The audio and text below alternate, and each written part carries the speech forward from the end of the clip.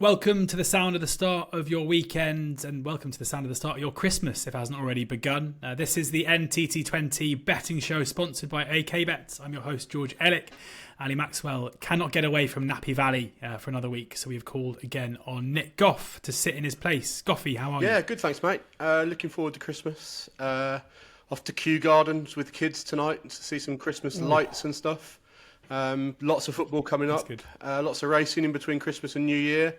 And then holiday on the 1st of January, which I can't wait for a bit of sunshine. So, yeah, looking forward to it all. I'm jealous of the holiday. You and I share a mutual love of food. We often send each other pictures of what we're eating. Christmas dinner, Christmas lunch. Do you cook it? Do you eat it? Do you like it? I'm not allowed in the kitchen at all. My mum does everything. And so she's got this thing, my mum, where everyone has to come to hers for Christmas.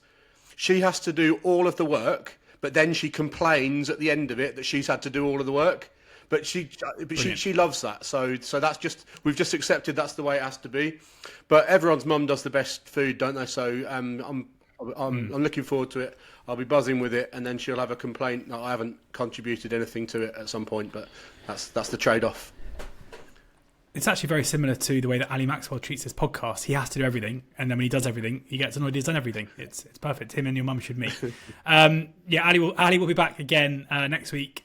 So yeah, do not worry. He'll be back in your ears relatively soon in the betting show. But me and Goffy go at it again. And last week, we didn't really realise quite how much of an impact Storm and Darragh was going to have, both in terms of postponements and the actual football itself when we recorded last week. So both of our naps fell foul of the weather.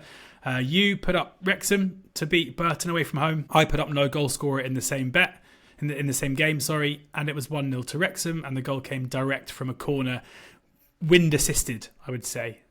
So that left me feeling quite annoyed because I felt like I had the better bet, but you back the winner, which I'm sure you'll disagree with. You had the other 4.5 in Oxford against Argyle was postponed. My Swansea draw no bet was a draw where they probably should have beaten Luton on the night, and then I backed Cheltenham at 9-2 for my long shot to beat Donny, and they were 1-0 up. They were 2-1 up, and they drew the game 2-2. So some frustration on my part. You were very good. The only thing to say is thank you very much to the Oxford fan last night at Loftus Road, who was in front of me in the queues for the loo, who turned around and said, "Oi, George, Tanganga," which was a nice moment, and good to know that some fans are listening. Oxford fans are listening to the show. Apologies to them, because I have a feeling this is going to be quite a hard listen today for Oxford fans, and including myself. And Goffy, your nap is for the Mighty Yellows to be not so mighty yet again, hosting Sheffield Wednesday on Saturday. AK Bets go top price in the market. They really do look after our listeners by boosting the prices on our selections. 7-5 for Wednesday to get the win here. Yeah, I'm afraid so, George. You don't probably need me to tell you, but at the moment, Oxford are really bad. That 2-0 loss in midweek at QPR is about as uninspiring as championship results can get. Attacking XG of 0.09, just the one shot on target against a team who have been struggling all season. Maybe QPR are picking up a little bit, but they're a bottom six club on any metric. They didn't play very well themselves, as you've told us. I saw you tweet that that QPR weren't very good, yet they've won fairly comfortably. It's got to be said. I know you've been sort of, there's a little bit from you both ways. I know you're a bit negative, but also mentioned some players coming back. But I just think overall this is not quite a championship squad, is it? I wouldn't say Oxford are completely doomed yet. Things can and do change in January, and there's plenty of swings to come in a relegation battle along the way. But what we can say is, as things stand, Oxford are playing like the 23rd best team in the league, which of course is a big problem after the big start. Sheffield Wednesday are also aided by having the extra day's rest here. They played Tuesday night.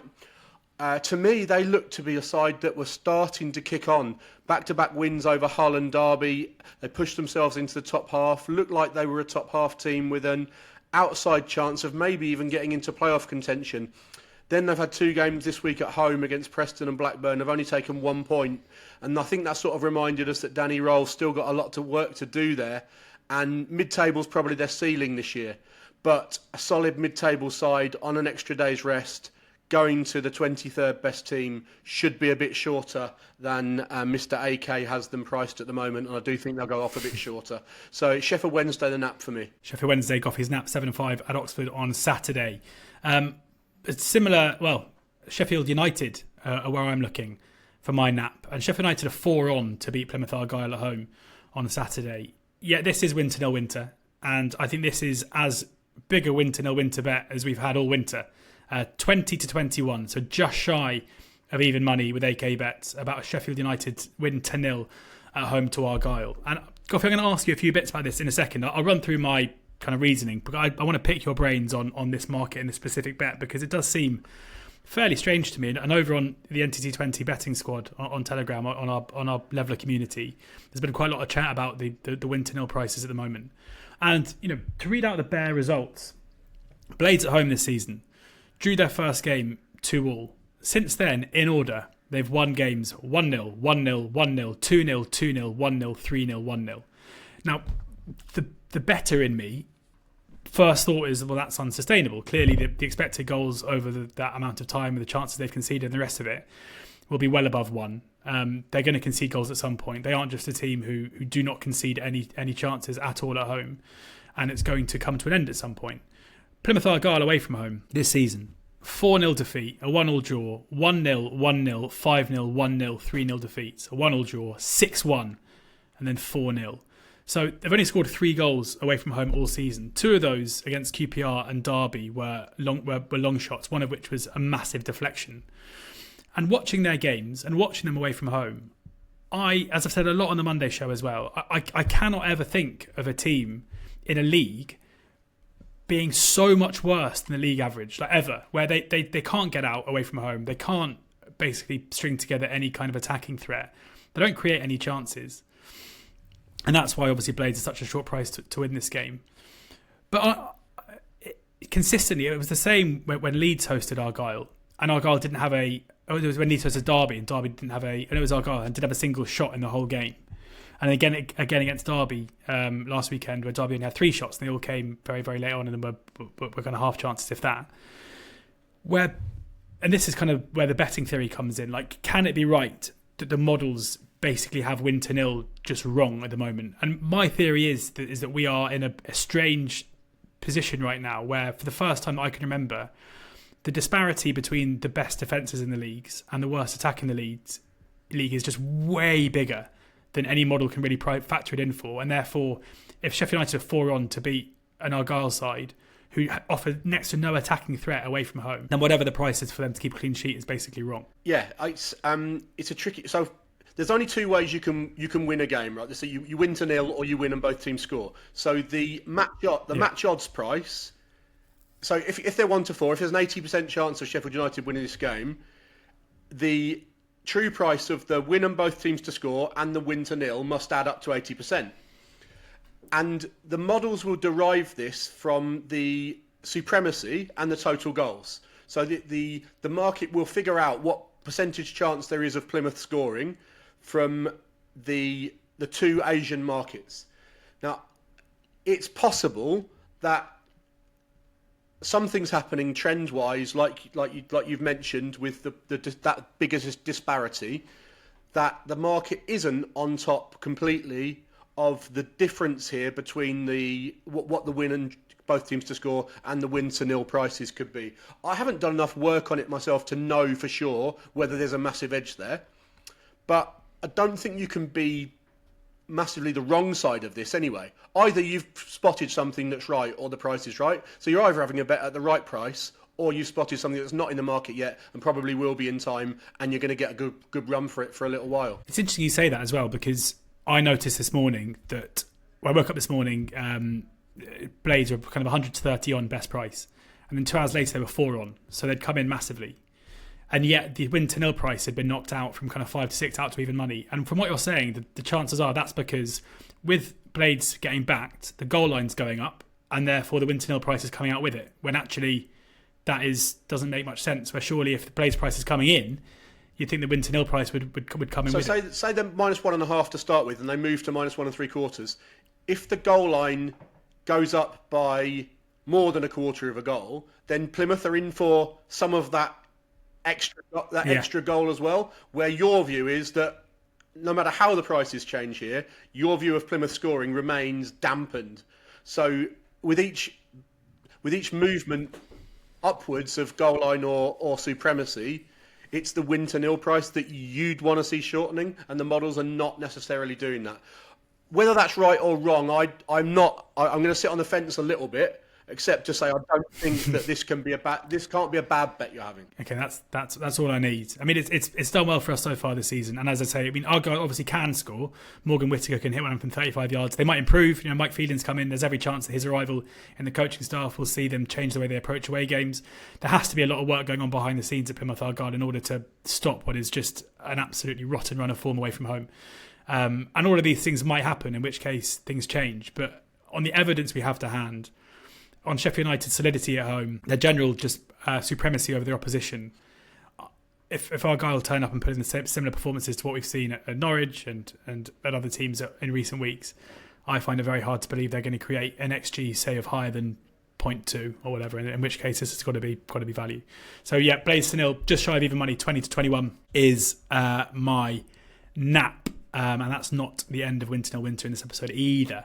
Goffy, your next best is Notts County away from home at Salford. We are looking at 15 to 8 about a Notts County away win here. Yeah, so I've gone for a slightly tricky one here. I did not expect to necessarily be opposing Salford at the moment.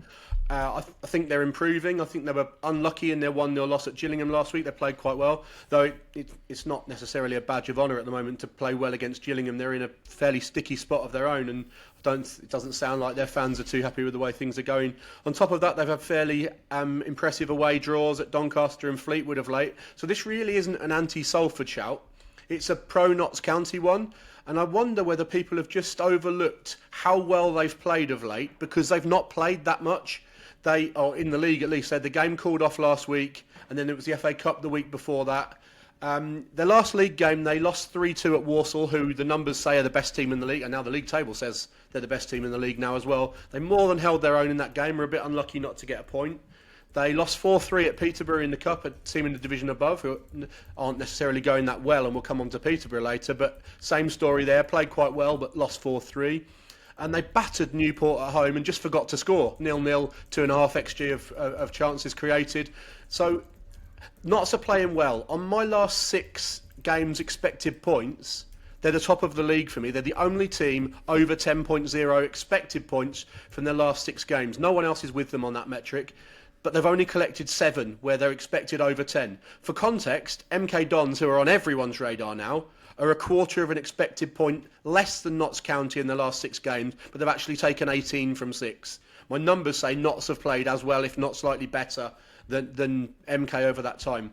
So I think they're a team that might not be on the radars that they should be. If they continue playing as they are, they're a definite top 7 challenger this year, and I think they're slightly overpriced at 15 to 8 away to Salford. Yeah, good stuff. 15 to 8 there. Notts County is Goffy's next best. I am basically repeating the trick again. Rinse and repeat. But this time I'm backing Birmingham to win 2-0 against Bristol Rovers. And this is odds against. Birmingham 2 to 9 to win this game and 21 to 20 to win it 2-0. Birmingham's defensive record this season has been nowhere near as strong as Sheffield United's. But in recent times it looks like they've tightened up, especially at home. They've played at home maybe the 3 best teams apart from Birmingham. You'd add Wickham into that as well. But in Huddersfield, Bolton and Stockport, they've played 3 of the best teams in League One at home in their last 4 games. Against Huddersfield, they beat them 1-0. Huddersfield with 8 shots and an XG of 0.4. Then they played Bolton at home. Bolton really struggled to get near them. Birmingham winning that game 2-0. Bolton with an XG of 0.75 and just 8 shots.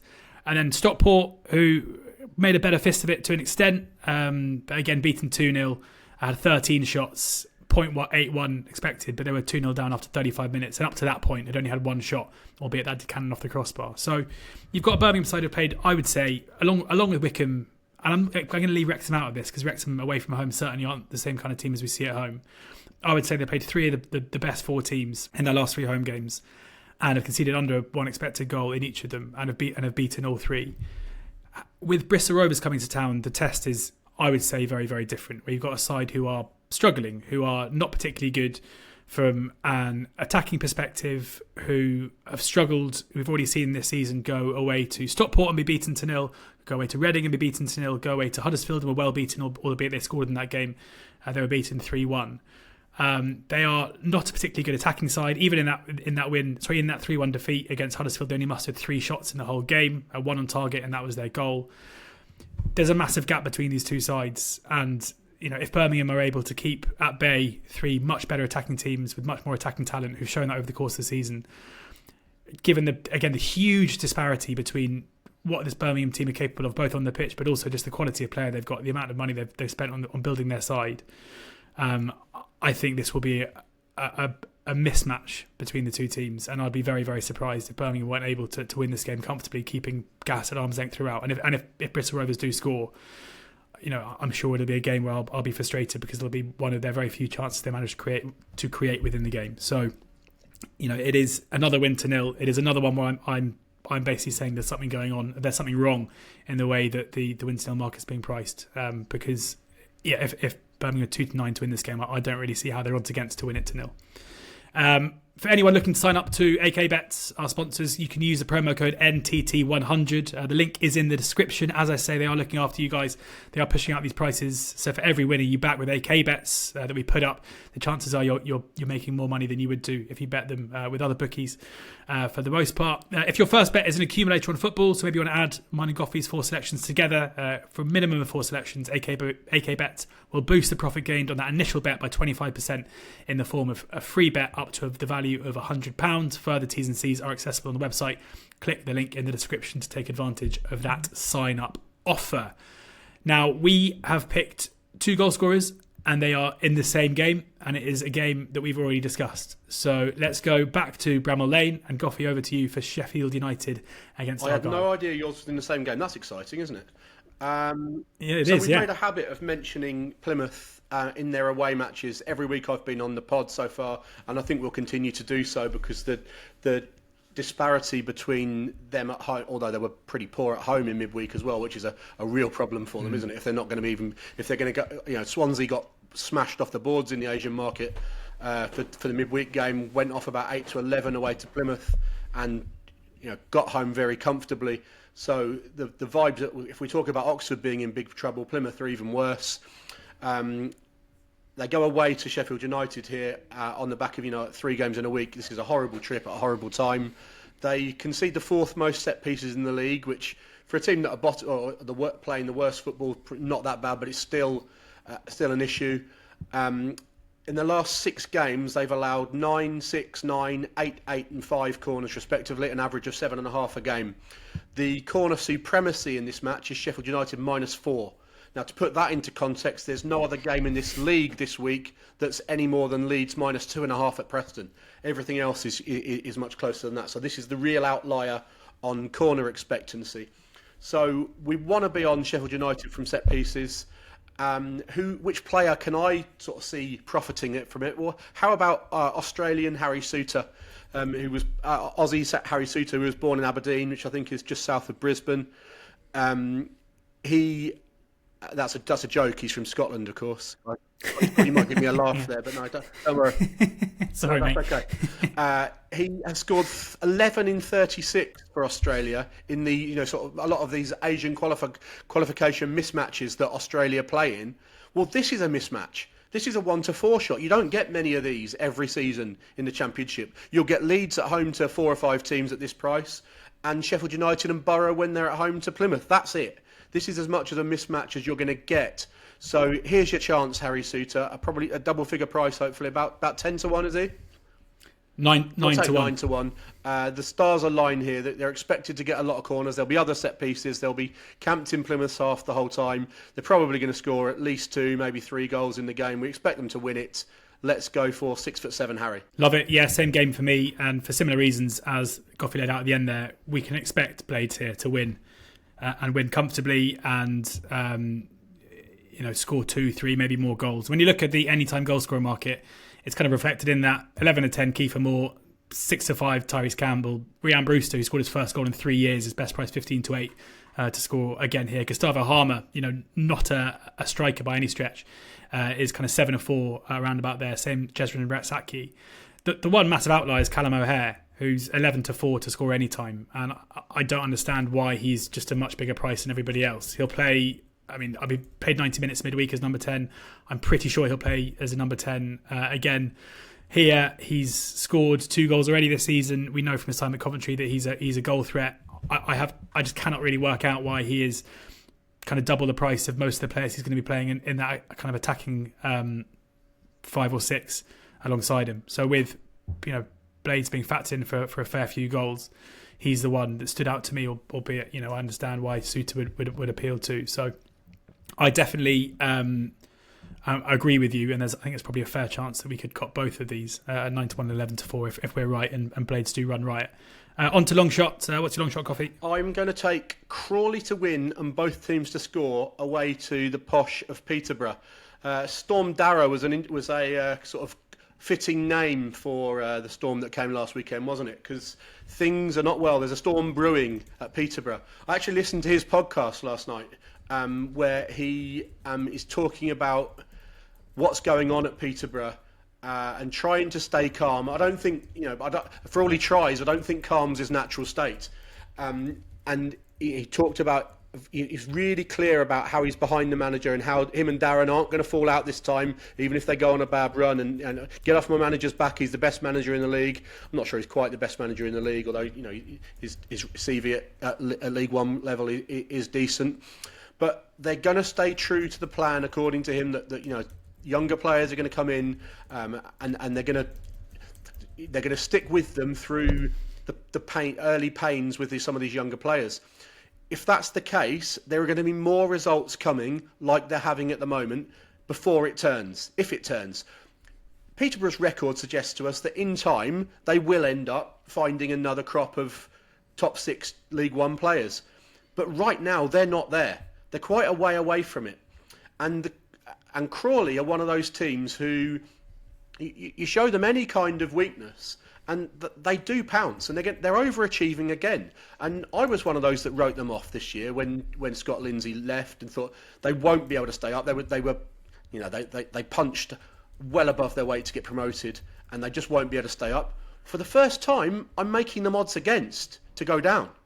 There's more chance of Crawley now staying up than of going down, and I couldn't have had that even 4 weeks ago. Now this bet, win them both to score here, would have copped for them at Charlton the other week, and it would have copped in Peterborough's recent home game against Reading, and of course their away game at Northampton just in the week. This would have copped as well. So I wouldn't be surprised if Peterborough are going to win a fair chunk of these games this season. They're going to still score goals and concede goals, and they could easily win this game 4-2 or something like that. But at the prices we're getting, I just want to be against them a little bit longer while all's not well there. So I would not be surprised at all if there's another, there's a bit more discontent to come at Crawley, and people on Twitter are calling Dower out, and he tries to stay calm, but he can't. A few months more of misery at Peterborough before they do finally turn it round. And just to offer people a look behind the curtain as well, I couldn't choose between 2 selections, and this was weirdly enough my second long shot pick, and Goffey and I decided that he could have it because I had another lined up to go. So it's almost a double long shot, but it just made my decision easier as to what I was going to drop. So if it wins, I'm taking the credit. My long shot is I'm afraid to say it's Tanganga times 2, in that it's a defender playing at Oxford, who I think is the most likely beneficiary from Oxford's continuing trend of conceding corners. And you mentioned there the corner handicap. The reason I didn't laugh at your joke, Goffey, was because that gave me a thought that I should check what the corner handicap is in this game. And it's Wednesday -1 at 10 to 11. And if we did a corners segment on this podcast, I would be putting that up pretty strongly as a big bet. And I'm not going to run through the corner numbers again, but Oxford, at home especially, concede an absolute boatload of corners. And Wednesday recently, Wednesday had 8 corners at home to Blackburn in midweek. They had 6 at home to Preston the time before that, 5 before that at Derby, 6 before that against Hull, 6 before that against Cardiff. They are a team that get loads of corners. And what if I were to tell you the only team in the Championship so far this season who are yet to score from a corner is Sheffield Wednesday, despite an XG of just under 3. So it is absolutely coming. Like, there's no doubt in my mind that at some point in the next few games, Wednesday are going to capitalise from one of these chances that they're clearly creating, and they're clearly getting in the position to do so and score from a corner. The player that I'm putting up is Deshaun Bernard, who has scored 1 goal already this season. It's the only goal that Wednesday have scored from a set piece, or indirectly from a set piece, from a free kick.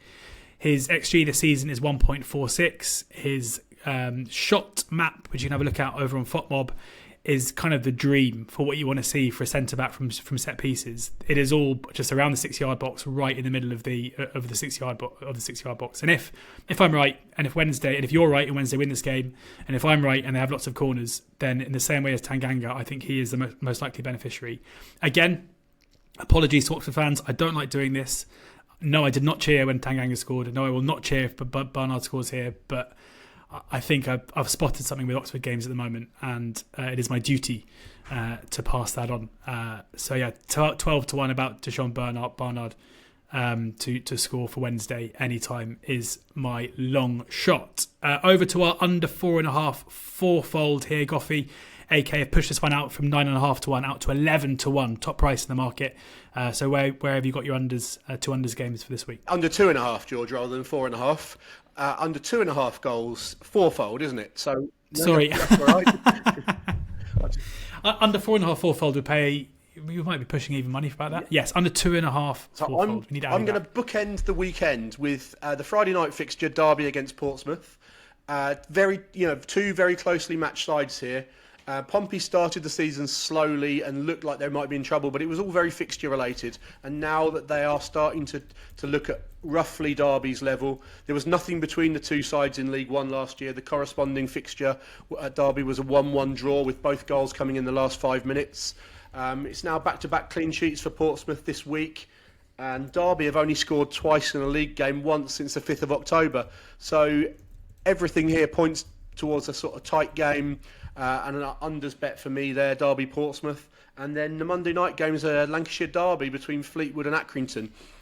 It's two sides whose actual goal output has been fairly healthy at both ends, but the underlying numbers suggest they're perhaps due some regression at both ends of the park. So another tight derby game, hopefully, between Fleetwood and Accrington. Yeah, my 2 to add to that. Leyton Orient against Burton. I've got a thing about Burton at the moment where it feels like they're currently a side who, under the caretaker manager, are very much defensive minded. A lot of 1-0s and 0-0s recently. The 1-0 against Wrexham, the last of that. Orient generally a very solid side defensively at home as well. And I can't see this. I don't really see why Burton would come with a change of approach here. And then Rotherham-Northampton. Rotherham just really struggled from an attacking perspective for the most part this season. Northampton will be buoyant after their Monday night win over local rivals Peterborough, but all the same that they're never really a particularly attacking side. Looking at Rotherham's home games this season, 3 of their games have had exactly 3 goals and all the others have copped under 2.5, so never really goal fest we're seeing at the New York Stadium. So that is our unders fourfold. We've got Derby Pompey, Fleetwood Accrington, Leyton Orient Burton, and Rotherham Northampton at 11 to 1. Annoyingly, we were 3 from 3 going into the Sunday game last weekend, with West Brom 2, Blades 2, snuffling out the opportunities to get an under 2.5 fourfold winner there. There we go. Goffy, can you recap your bets before we let everyone get on with whatever else they are doing? Yes, my nap is the Owls of Sheffield Wednesday to beat Oxford United, and my next best is Notts County away to Salford at 15 to 8. My goal scorer is Harry Suter. My long shot is Crawley to win and both teams to score away to Peterborough. And my 2 unders bets are the games at Derby Portsmouth and Fleetwood Accrington. Yes, Orient Burton and Rotherham Northampton making up that 11 to 1 under 2.5 fourfold. Sheffield United to win to 0 at 20 to 21 is my nap Birmingham to win to 0 at 21-20 at home to Bristol Rovers is my next best. Callum O'Hare anytime 11-4 for Blades at home to Argyle is my goal scorer pick, and Deshaun Bernard anytime at 12-1 for Sheffield Wednesday away at Oxford. I hope that loses. I hope Goffey's nap loses as well. I'm very happy to say. Thank you very much to Goffey, as ever, for filling in for Ali.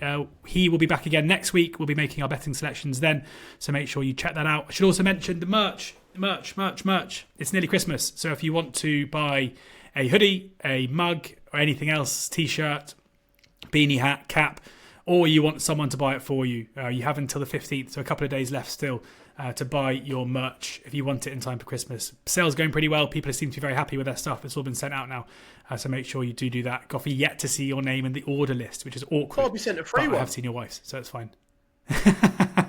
No. I think I'm planning on getting someone I know a present. I'm going to buy it myself, which says a lot. Not going to use one of the many samples in our office. Thank you, Goffey. Thanks, mate. All good. Cheers. Cheers, guys. Do sign up for AK Bets. As we say, there is a new customer offer in the link in the description of the show. They're looking after us very well. And enjoy the football this weekend. Please do ensure that you're gambling responsibly. Go well.